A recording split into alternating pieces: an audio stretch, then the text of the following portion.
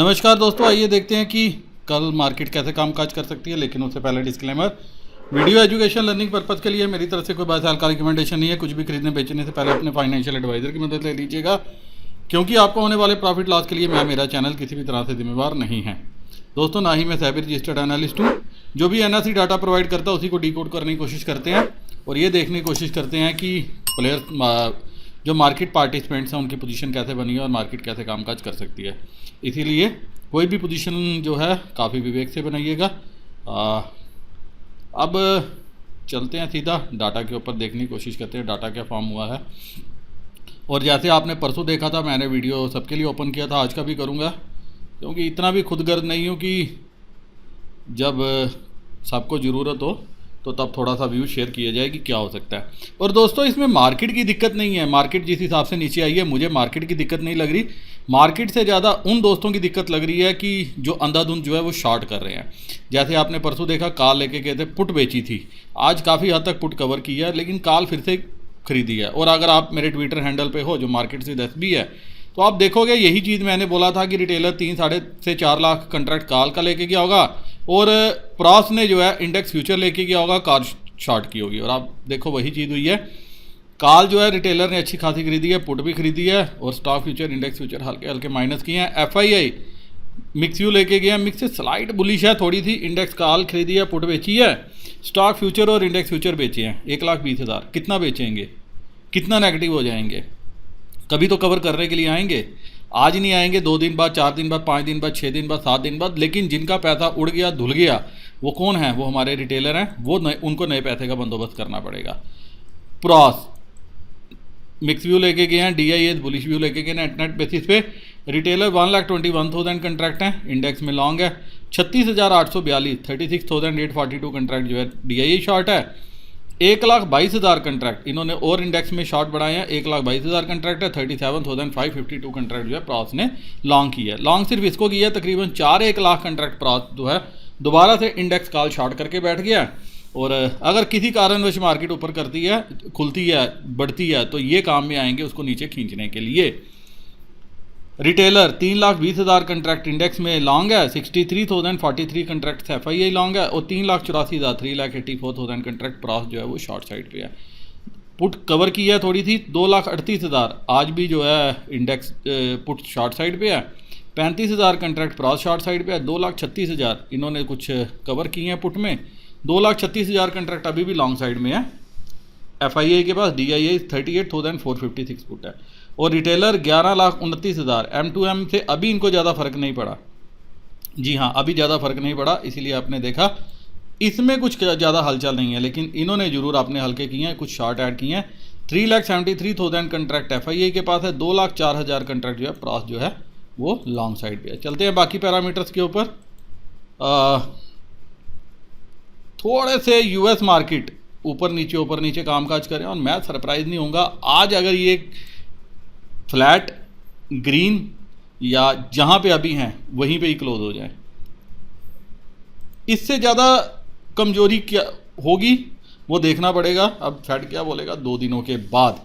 लेकिन एक बार के लिए यहाँ पे जो है थोड़ी सी रिकवरी बनती है इन लेवल्स के आसपास। इतना भी कुछ बिगड़ा नहीं है। लेकिन इन्फ्लेशन को देखते हुए क्या यूएस मार्केट पूरी जीरो कर देंगे, वर्ल्ड मार्केट जीरो हो जाएगी? जिस हिसाब से क्रिप्टो करेंसीज में अभी मारकाट चल रही है, सब हर जगह बेसिकली मार्जिन ट्रिगर अभी हो रहे हैं। जिन्होंने लॉन्ग पोजीशंस बनाई थी, अच्छी खासी लॉन्ग पोजीशंस बनाई हुई थी, मैं कल एक शेयर करना चाहता था आपके साथ, लेकिन टाइम की वजह से, कमी की वजह से मैं शेयर नहीं कर पाया। बड़े जो मार्केट पार्टिसिपेंट हैं उन्होंने अच्छी खासी बुलिश पोजीशन बनाई हुई है। और इन सब के बीच में अब जो है क्रिप्टो में दिक्कत ये हो गई है कि कुछ एक्सचेंजेस की तरफ से अब डिफ़ॉल्ट होना शुरू हो जाएगा, जो लोन देती थी क्रिप्टो के अगेंस्ट। तो उसका जो है रिपल इफेक्ट शायद देखने को मिले। बाकी अभी लग रहा है कि शायद 2 दिन के बाद फेड उतना एग्रेसिव नहीं होगा जितना होना चाहिए। दूसरा, हमारे यहाँ इन्फ्लेशन जो है वो ठीक आई है, सीपीआई के नंबर आए हैं वो ठीक है, कोई ज़्यादा गड़बड़ नहीं है। मतलब इंडिया की हालत ठीक है, वर्ल्ड मार्केट की हालत जो है वो थोड़ी सी यूएस की ख़राब है। और शायद हम आने वाले दिनों में ये भी देख सकते हैं कि डी लिंक ना हो। अब कहीं तो पैसा लगाना है बड़े प्लेयर्स ने। अब ऐसा तो नहीं है कि वो कहीं पे भी नहीं लगाएंगे, सारा इकट्ठा करके अपने घर में रख लेंगे। अगर 4-1 लाख करोड़ की सेलिंग की है एफआईआई ने इंडियन मार्केट में, तो पैसा इन्वेस्ट करने के लिए होता है। तो कहाँ इन्वेस्टमेंट आएगी वो देखना पड़ेगा।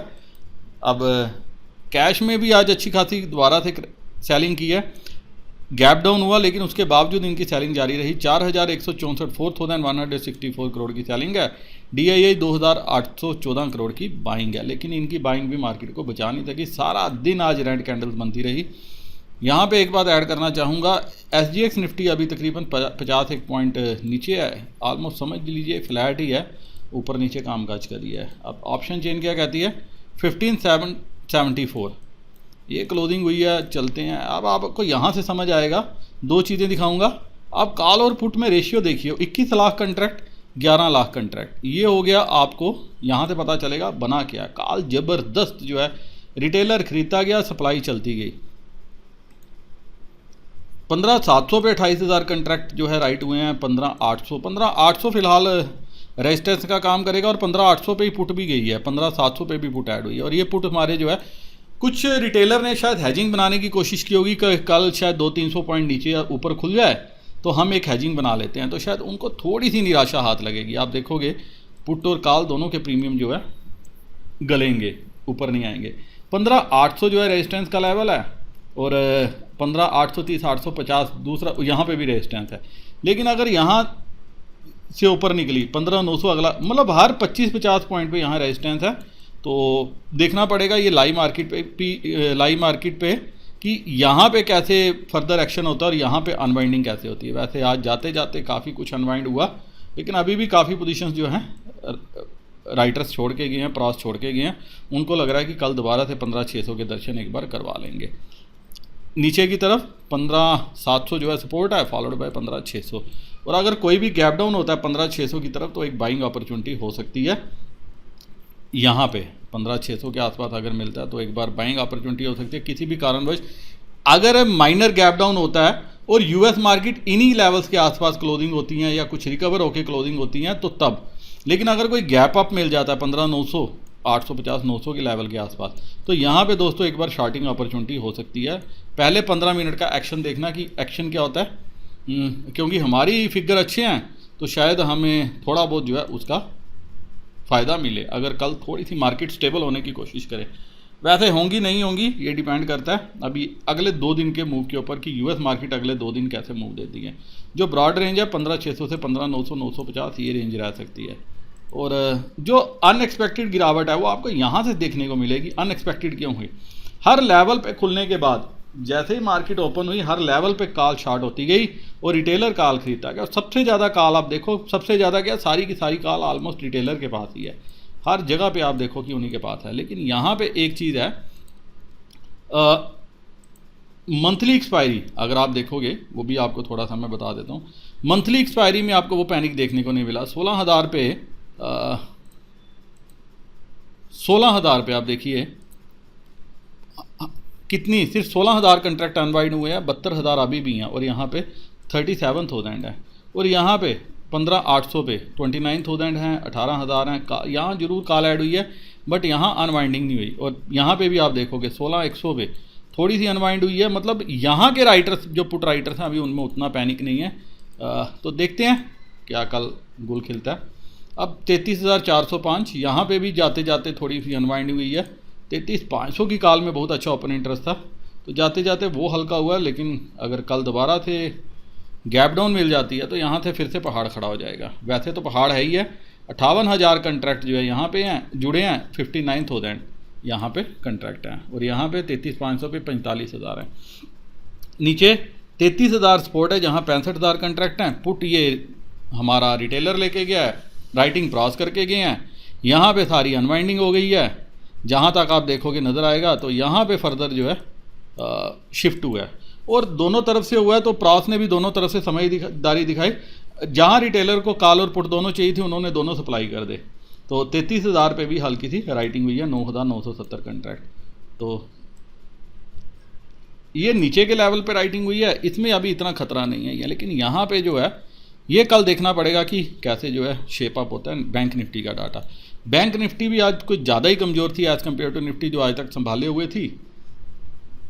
32,900 के नीचे गई तो अगला लेवल 32,600 32,500 तक जा सकती है, और ऊपर कितना जा सकती है, 33,600 के ऊपर निकली, 33,600 के ऊपर निकली तो अगला लेवल जो है 38,800 34,000 की तरफ जा सकता है। और अगर कुछ भी अगर अच्छा आ जाता है या स्टेबल पॉलिसी आती है यूएस की तरफ से, तो दोस्तों बैंक निफ्टी में सबसे पहले आप शॉर्ट कवरिंग देखोगे। एक्चुअली बैंकिंग जो है ना वो समझ लो कि खाम आ रहा है।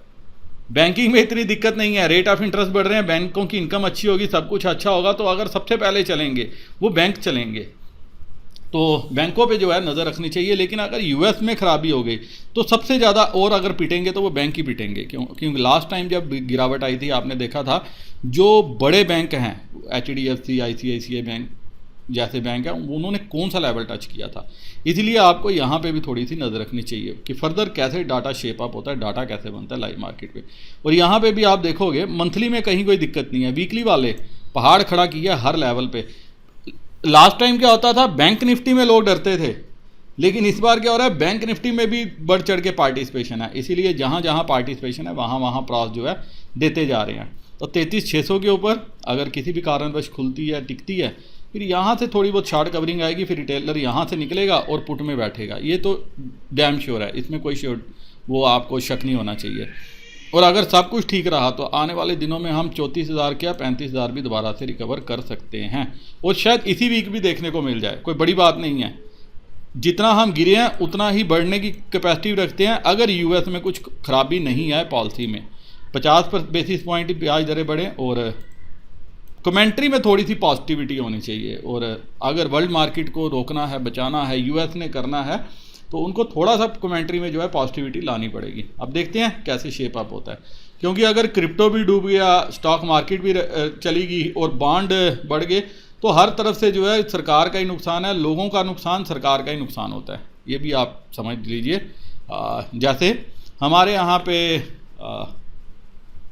फाइनेंस मिनिस्टर ने ड्यूटी दी थी कि रिटेल जो है वो मार्केट को बचाने में कामयाब हैं, इतना जो है रिपल इफेक्ट इंडियन मार्केट नहीं आएगा। लेकिन अभी आप देखिए अभी हम भी जो है ऑलमोस्ट 52 वीक लो की तरफ जो है बढ़ चले हैं, जो हमारी मार्केट का शायद 15,450 15,500 के लेवल के आसपास है। अब देखते हैं यहाँ पे मार्केट कैसे अपने आप को संभालती है। और इंडियन मार्केट अभी सबसे ज़्यादा जो है नीचे चल रही है as compare to world market. Under performance हमारी मार्केट में ज़्यादा है, सबसे ज़्यादा हम गिर रहे हैं। वजह एक ही है, रिटेलर यहाँ पे जो है अपनी मनमर्जी से जो है काम काज कर रहे हैं। अगर आज वो ये नहीं खरीदते या आराम से बैठ जाते तो और प्रॉस इतनी राइटिंग नहीं कर पाते तो हम इतना नहीं गिरते जितना गिरे हैं।